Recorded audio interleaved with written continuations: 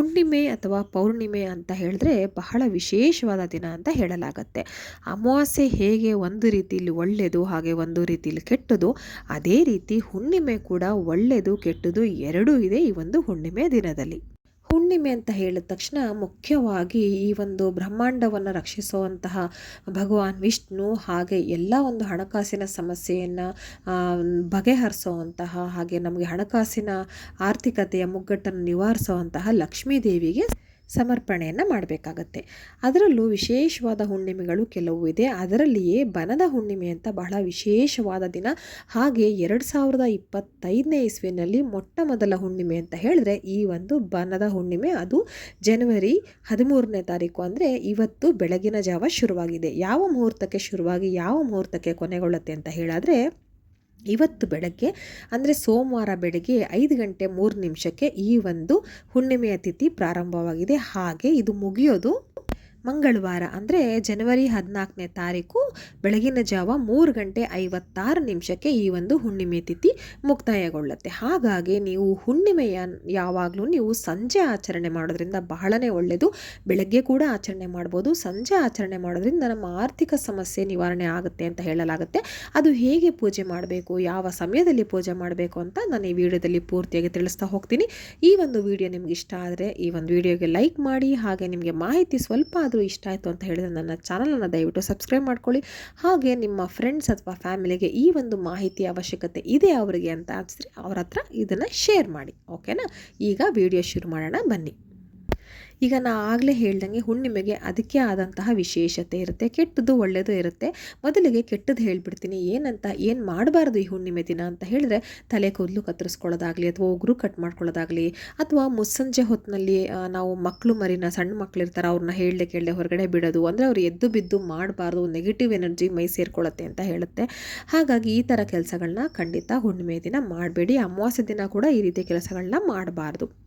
ಹಾಗೆ ಇನ್ನು ಏನೇನು ಕೆಲಸ ಮಾಡಬೇಕು, ಒಳ್ಳೆಯದು, ಯಾವ ರೀತಿ ನಾವು ಲಕ್ಷ್ಮೀ ದೇವಿನ ಒಲಿಸ್ಕೋಬೇಕು, ವಿಷ್ಣು ಕೃಪೆಗೆ ಹೇಗೆ ಪಾತ್ರರಾಗಬೇಕಂತ ಹೇಳಿದ್ರೆ, ಇವತ್ತು ಸಂಜೆ ಕೂಡ ನೀವು ತಲೆಗೆ ಸ್ನಾನ ಮಾಡ್ಕೊಳ್ಬೇಕಾಗತ್ತೆ. ಇವತ್ತು ಹುಣ್ಣಿಮೆ ಹೇಗಿದ್ರು ನೀವು ಬೆಳಗ್ಗೆ ಮಾಡ್ಕೊಂಡಿರ್ತೀರ, ಮಾಡಿದರೂ ಕೂಡ ನೀವು ಸಂಜೆ ಕೂಡ ತಲೆಗೆ ಸ್ನಾನ ಮಾಡ್ಕೊಳ್ಬೇಕಾಗತ್ತೆ. ಇನ್ನು ಯಾರು ಸ್ನಾನ ಮಾಡೋದು ಬೇಡ ಅಂತ ಹೇಳಿದ್ರೆ, ಯಾರು ಬೆಳಗ್ಗೆಯಿಂದ ಉಪವಾಸ ಇರ್ತೀರಾ, ಅಂದರೆ ನೀವು ಅನ್ನದ ಪದಾರ್ಥಗಳನ್ನು ಯಾರು ಸೇವಿಸಿರೋದಿಲ್ಲ, ಗೋಧಿ ಹಿಟ್ಟಿಂದ ಮಾಡಿದಂತಹ ದೋಸೆ ಅಥವಾ ಚಪಾತಿ ಅಥವಾ ರವೆಯ ಬಳಸಿ ಮಾಡಿದಂತಹ ಉಪ್ಪಿಟ್ಟು ಅಥವಾ ಅವಲಕ್ಕಿ, ಹೀಗೆ ಈ ಒಂದು ಪದಾರ್ಥಗಳನ್ನು ಯಾರು ಸೇವಿಸಿರ್ತೀರ, ಅನ್ನದ ಪದಾರ್ಥಗಳನ್ನ ಅಥವಾ ಅಕ್ಕಿಯಿಂದ ತಯಾರು ಮಾಡಿರೋ ಪದಾರ್ಥಗಳನ್ನ ಯಾರು ಸೇವಿಸಿರಲ್ಲ, ಅವರು ಸ್ನಾನ ಮಾಡದೇ ಇದ್ದರೆ ತೊಂದರೆ ಇಲ್ಲ.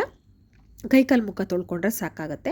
ಸ್ನಾನ ಮಾಡೋ ಅಂಥವರು ಸ್ನಾನದ ನೀರಿಗೆ ಒಂದು ಸ್ವಲ್ಪ ಗಂಗಾಜಲನ ಹಾಕ್ಕೊಳ್ಬೇಕಾಗತ್ತೆ. ಗಂಗಾಜಲ ಸಾಮಾನ್ಯವಾಗಿ ಎಲ್ಲರ ಮನೇಲೂ ಇದ್ದೇ ಇರುತ್ತೆ. ಅದು ನೀರಿನ ಶುದ್ಧತೆಯನ್ನು ಒಂದು ಹೆಚ್ಚಿಸುತ್ತೆ ಅಂತ ಹೇಳಲಾಗುತ್ತೆ. ಹಾಗೆ ಒಂದು ದೈವಿಕಾತ್ಮತೆಯನ್ನು ನಮಗೆ ಕೊಡುತ್ತೆ ಅಂತ ಹೇಳಲಾಗುತ್ತೆ. ಅಕಸ್ಮಾತ್ ನಿಮ್ಮ ಬಳಿ ಅದಿಲ್ಲ ಅಂತ ಹೇಳಿದ್ರೆ ಗೋಮೂತ್ರ ಇದ್ದೇ ಇರುತ್ತೆ, ಗಂಜಲ ಅಂತ ಏನು ಹೇಳ್ತೀವಲ್ವ ಅದು ಇದ್ದೇ ಇರುತ್ತೆ. ಅದನ್ನು ಸ್ವಲ್ಪ ನೀರಿಗೆ ಹಾಕ್ಕೊಳ್ಳಿ, ಶುದ್ಧ ಆಗುತ್ತೆ. ಆನಂತರ ಅದರಿಂದ ಸ್ನಾನವನ್ನು ಮಾಡ್ಕೊಳ್ಳಿ. ಕೈಕಾಲು ಮುಖ ತೊಳ್ಕೊಳ್ಳೋದಾದರೂ ಕೂಡ ಈ ರೀತಿ ಒಂದು ಮೆಥಡ್ನ ಫಾಲೋ ಮಾಡಬೇಕಾಗತ್ತೆ. ಅದೆಲ್ಲ ಆದ ನಂತರ ನೀವು ದೇವ್ರ ಮನೆಗೆ ಬಂದು ದೀಪವನ್ನು ಹಚ್ಚಿರ್ತೀರ. ಹೇಗೂ ಲಕ್ಷ್ಮೀ ಫೋಟೋ, ಅದರಲ್ಲೂ ಜೋಡಿ ಅಂದರೆ ಲಕ್ಷ್ಮೀನಾರಾಯಣರ ಫೋಟೋ ಪೂಜೆ ಮಾಡಿದ್ರೆ ಹೇಗೆ, ಲಕ್ಷ್ಮೀ ಪೂಜೆ ಮಾಡಿದ್ರೆ ಹೇಗೆ ಅನ್ನೋದನ್ನು ಹೇಳ್ತೀನಿ. ಓಕೆನಾ? ನೀವು ಹಣಕಾಸಿನ ಸಮಸ್ಯೆನ ನೀವು ಎದುರಿಸ್ತಾ ಇದ್ರಿ ಅಂತ ಹೇಳಿದ್ರೆ, ಲಕ್ಷ್ಮೀ ದೇವಿ ಇರುವಂತಹ ಫೋಟೋಗೆ ನೀವು ಸ್ವಚ್ಛಗೊಳಿಸಿ ಅರಿಶಿನ ಕುಂಕುಮ ಕೆಂಪು ಚಂದನ ಇದ್ದರೆ ಅದನ್ನು ಕೂಡ ಏರಿಸಿ ಕೆಂಪು ಹೂವುಗಳಿಂದ ಅಲಂಕಾರ ಮಾಡಬೇಕಾಗತ್ತೆ. ಇದು ನೆನ್ಪಿಟ್ಕೊಳ್ಳಿ. ಆದ ನಂತರ ಅದಕ್ಕೆ ಗೆಜ್ಜೆ ವಸ್ತ್ರವನ್ನು ಏರಿಸಬೇಕಾಗತ್ತೆ. ಗೆಜ್ಜೆ ವಸ್ತ್ರ ಅಂದರೆ ಅದಕ್ಕೆ ಬಟ್ಟೆಯನ್ನು ಧರಿಸೋ ಹಾಗೆ ನಾವು ಮಾಡುವಂಥದ್ದು. ಅದೆಲ್ಲ ಆದ ನಂತರ ತುಪ್ಪದ ದೀಪವನ್ನು ಹಚ್ಚಬೇಕಾಗತ್ತೆ. ಒಂದೇ ಒಂದು ತುಪ್ಪದ ದೀಪವನ್ನು ಹಚ್ಚಬೇಕಾಗತ್ತೆ. ಹಚ್ಚಿ ಆ ನಂತರ ಅದಕ್ಕೆ ಸಿಹಿಗೆ ನೀವು ಕಲ್ಲು ಸಕ್ಕರೆ ಬೇಕಾದರೂ ಇಡಬಹುದು ಅಥವಾ ಬೆಲ್ಲವನ್ನು ಬೇಕಾದರೂ ಇಡ್ಬೋದು ನೈವೇದ್ಯಕ್ಕೆ, ಅಥವಾ ನೀವು ಪಂಚಾಮೃತವನ್ನು ಬೇಕಿದ್ರೂ ಇಡ್ಬೋದು. ಯಾವುದೇ ಒಂದು ಸಿಹಿ ಪದಾರ್ಥವನ್ನು ಮಾಡಿ ನೀವು ಇಡೋದ್ರಿಂದ ತುಂಬಾ ಒಳ್ಳೆಯದಾಗುತ್ತೆ. ಅಥವಾ ಹೆಸರು ಬೇಳೆನ ಉಪಯೋಗಿಸಿ ಮಾಡಿರುವಂತಹ ಹುಗ್ಗಿ ಅಂತ ಏನು ಹೇಳ್ತೀವಿ, ಪೊಂಗಲ್ಲು, ಅದನ್ನು ಮಾಡಿ ನೈವೇದ್ಯ ಮಾಡಿದ್ರೆ ಅದು ಕೂಡ ಬಹಳ ಶ್ರೇಷ್ಠ. ನೀವು ಹೆಸರು ಬೇಳೆನ ಉಪಯೋಗಿಸಿ ಹುಗ್ಗಿನ ಮಾಡಿ ಲಕ್ಷ್ಮೀ ದೇವಿಗೆ ನೈವೇದ್ಯ ಮಾಡೋದ್ರಿಂದ ವಿಷ್ಣು ಭಗವಾನ್ ಕೂಡ ತೃಪ್ತಿಗೊಳ್ತಾರೆ, ಹಾಗೆ ಅವರ ಆಶೀರ್ವಾದ ಕೂಡ ನಮಗೆ ಸಿಗತ್ತೆ ಅಂತ ಹೇಳಲಾಗುತ್ತೆ. ಅದಾದ ನಂತರ ನೀವು ಇಷ್ಟೆಲ್ಲ ಒಂದು ಏನು ರೆಡಿ ಮಾಡ್ಕೋಬೇಕು ಪೂಜೆಗೆ ಎಲ್ಲ ಮಾಡಿದ ನಂತರ ಓಂ ಶ್ರೀ ಮಹಾಲಕ್ಷ್ಮೀ ನಮಃ ಅನ್ನೋದನ್ನು 108 ಬಾರಿ ಪಠನೆ ಮಾಡಬೇಕಾಗತ್ತೆ. ನೆನ್ಪಿಟ್ಕೊಳ್ಳಿ. 11 ಸಲ ಅಥವಾ 20 21 ಸಲ ಹೇಳಿದ್ರೆ ಖಂಡಿತ ಸಾಕಾಗೋದಿಲ್ಲ. ನೀವು ಹಣಕಾಸಿನ ಮುಕ್ಕಟ್ಟಲ್ಲಿರ್ತೀರಾ ಅಂತ ಹೇಳಿದರೆ, ಅದು ಬಗೆಹರಿಬೇಕು, ಸಾಲ ಸೋಲಗಳಿಂದ ನೀವು ಹೊರಬರಬೇಕು ಅನ್ನೋದಾದರೆ ನೀವು ಇದನ್ನು 108 ಬಾರಿ ಪಠನೆ ಮಾಡಬೇಕಾಗತ್ತೆ.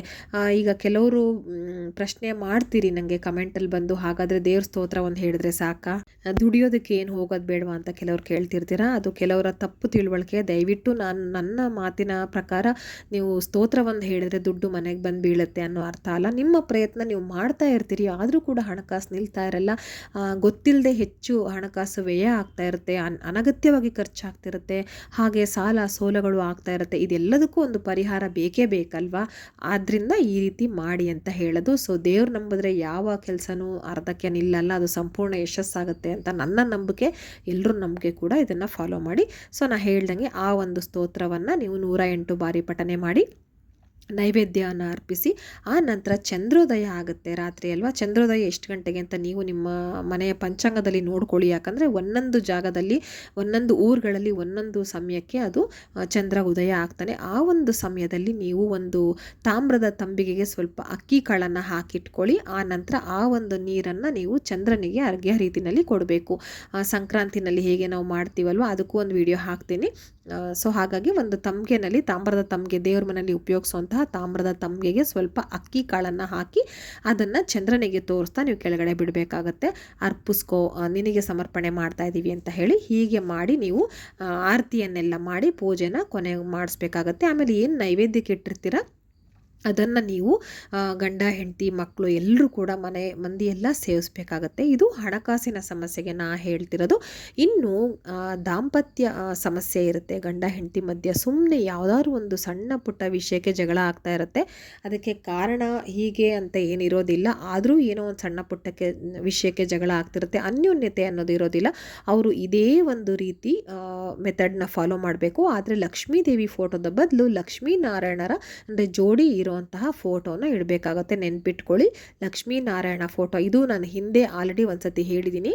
ಅಂದರೆ ದಾಂಪತ್ಯ ಸಮಸ್ಯೆ ಇರುವಂತಹವರು, ಗಂಡ ಹೆಂಡತಿ ಮಧ್ಯ ಪ್ರಾಬ್ಲಮ್ ಇರೋವಂತಹವರು ಈ ಒಂದು ಲಕ್ಷ್ಮೀನಾರಾಯಣನ ಪೂಜೆಯಿಂದ ಆ ಸಮಸ್ಯೆನ ಬಗೆಹರಿಸ್ಕೊಳ್ಬೋದಂತ. ಸೊ ನಾ ಹೇಳ್ದಂಗೆ ಇದೇ ರೀತಿ ಲಕ್ಷ್ಮೀನಾರಾಯಣರ ಫೋಟೋ ಇಟ್ಟು ನೀವು ಪೂಜೆಯನ್ನು ಮಾಡಿ. ಅಕಸ್ಮಾತ್ ನಿಮ್ಮ ಹತ್ರ ಇಲ್ಲ ಅಂದರೆ ಇವತ್ತು ತೊಗೊಂಡು ಬನ್ನಿ, ತುಂಬಾ ಒಳ್ಳೆಯ ದಿನ. ಹಾಗೆ ನಾನು ಲಕ್ಷ್ಮೀ ದೇವಿಗೆ ಒಂದು ತುಪ್ಪದ ದೀಪ ಹಚ್ಚೋದಕ್ಕೆ ಹೇಳಿದೆ ಅಲ್ವಾ.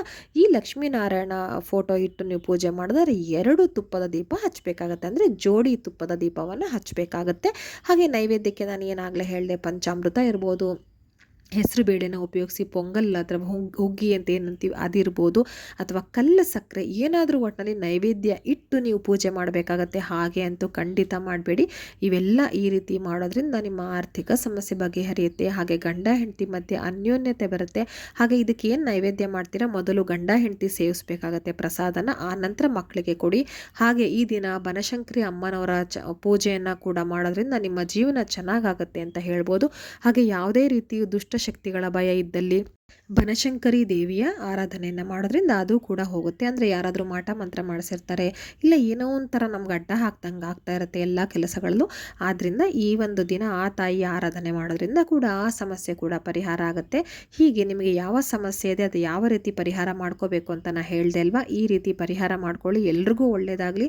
ಈ ರೀತಿ ನಾವು ಪೂಜೆ ಪುನಸ್ಕಾರಗಳು ಮಾಡ್ತಾ ಬಂದರೆ ಇದು ನಮಗೆ ಮಾತ್ರ ಅಲ್ಲದೆ ನಮ್ಮ ಮುಂದಿನ ಪೀಳಿಗೆಗೂ ಕೂಡ ಹೆಲ್ಪ್ ಆಗುತ್ತೆ. ಮುಂದಿನ ವಿಡಿಯೋದಲ್ಲಿ ಸಿಗ್ತೀನಿ. ಧನ್ಯವಾದಗಳು.